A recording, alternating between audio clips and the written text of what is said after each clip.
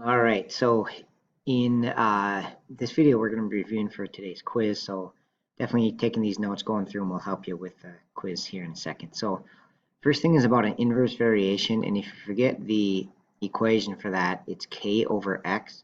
So the example we did in class was like $1,000 to rent. Oh man, sorry, my thing is messing up here, but like $1,000 to rent an RV divided by the number of people that go. Man, sorry, I can't not write good. But that's the idea, is it's just a fixed number divided by x. So like if you have 8 cookies divided by x people or whatever, that's inverse. So when you do an inverse variation, k is a number and you've got to find what that number is. So pause the video and see if you can make sense of this question here. Okay, so we know that this is our setup, k over x, and then they give us an xy pair, like one of the xy pairs. So they say y is 4 when x is 7. So if we plug those in and solve this, if you multiply both sides by 7, we get k is 28. Okay, and so that is our constant. That's like the 28 cookies we have to divide up. So our equation is y, the number of cookies per person, is 28 divided by the number of people, x. Right, and that's our inverse variation equation. That's the equation. Okay, and then what is x when y is 2? So if I put 2 for y, I could figure out what the heck is x. And you could actually kind of do this mentally, like 28 divided by something has to give us 2. Hopefully you could see that something is 14. If not, the algebra steps would be you can multiply both sides by x to give us 2x equals 28.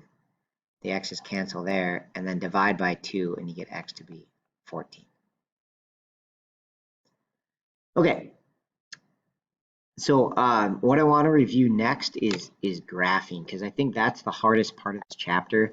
And we did 2 different sections on graphing, 8.2 and 8.3. And so I want to just see what you remember from these. So, you know, as I normally say in these videos, try it first before watching the solutions. So I just want to point out the difference, I guess, and then I'm going to have you try them. So the one on the left, you can graph by just shifting. So if you take the parent shape there of 1 over x and just shift it around, that's the easiest way to graph that one. And then on this other one, you have to do all those steps where you use the chart to find the horizontal asymptote and figure out when the denominator is 0, and you got to do all those steps on here. So the one on the left is kind of straightforward. The one on the right is a little bit trickier. In either case, you have to accurately draw the asymptotes to get full points on a test or quiz. All right, so try this one first. I'm just going to give you this one and then pause the video and give it a shot before continuing. All right, so the idea is that the basic shape, 1 over x, if we were to graph that quick, looks like that. Okay, and so we're just going to shift it. So all this one would do is move up 3, and instead of right 1 here, that's left 1. So I'm going to go left 1 and up 3, and that's going to be my center point. Instead of being centered on 0, 0, it's going to be centered on there. So I'm going to draw in 2 asymptotes through that point to make an x, and then sketch the same picture we see here. Okay, so basically here's the vertical asymptote is x equals -1. Just cuts through -1 on the x-axis there, and our horizontal is y equals 3. All right, if they ask you about domain and range here, again, just a quick review of that. You could pause the video actually and see if you remember. So domain is what is possible for x, and that's going to be all real numbers except the asymptote number. So we can be everything except -1. We go forever to the left here and forever to the right here on the x-axis, but we can't be -1. Similarly, for the range, it's going to be all real numbers except we go up forever and down forever, but we can't hit 3, right? Our graph gets closer and closer to 3 here, but never hits it. So it's all real numbers except 3. Okay, this next part might be a little bit confusing, but just so you know, we're clear on you know how this relates to 8.3. So I think what's again confusing is it's like a way different way to graph. But please know that you could actually use the information that we learned in 8.3 to graph this one too, right? So if we were to do what we did in 8.3, we would say, okay, when is the denominator 0? And we would say, okay, that happens when x is -1. And since this x plus 1 has no match up top, that means there's an asymptote at -1, right? Which is what we see. Same thing we got when we shifted it, right? So we'd label this a vertical asymptote. And then if we were to do a horizontal asymptote, we would do the m and n. So m on the top is 0 and n is 1, right? We don't have any x up here, so the highest exponent is 0. So we have m less than n.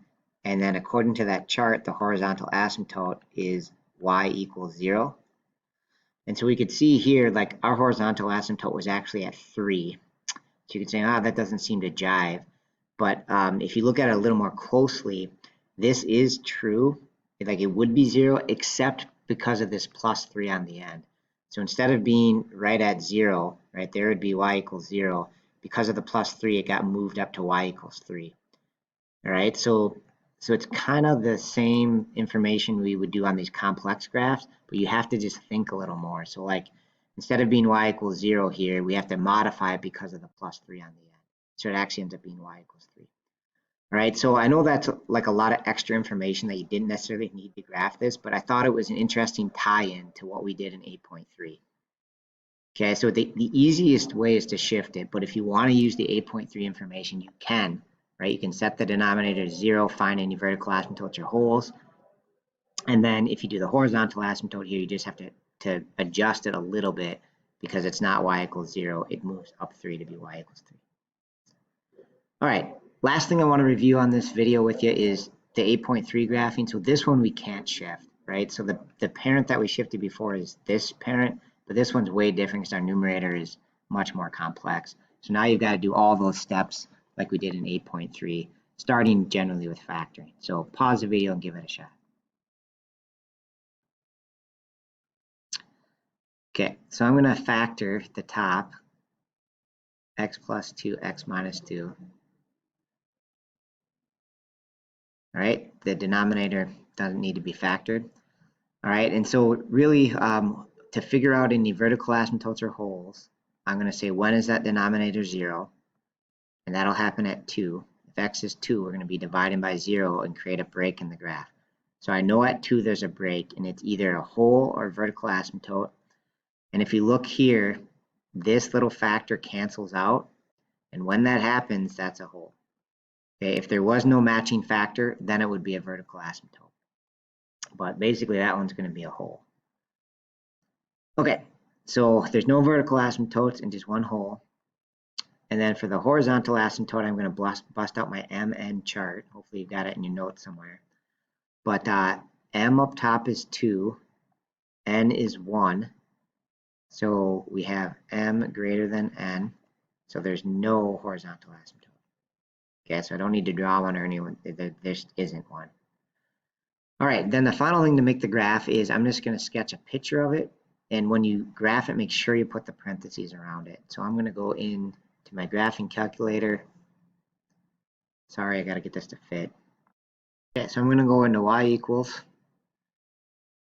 And I'm going to plot that so it's x squared minus 4 divided by x minus 2 with parentheses. Then I'm going to hit graph and actually get a straight line graph. But then there's just a hole, and it doesn't show up on the graph here, but there is a hole, sorry, at 2. Okay, and if you want to verify that, if you actually look in the table, if you use second in table, you can actually see there's the hole because there's an error. Because when we try to put in 2 for x, it tries to divide by 0 and gives us an error. So it doesn't really show up on the graph, but it does show up in the table. All right, so when I graph it, I'm just going to graph that line.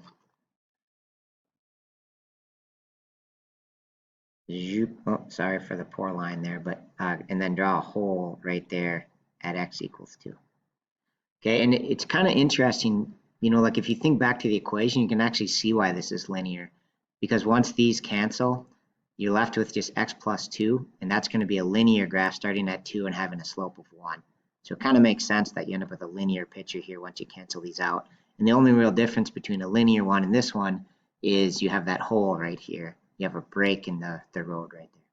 So that's all I got for the review. Thanks for watching.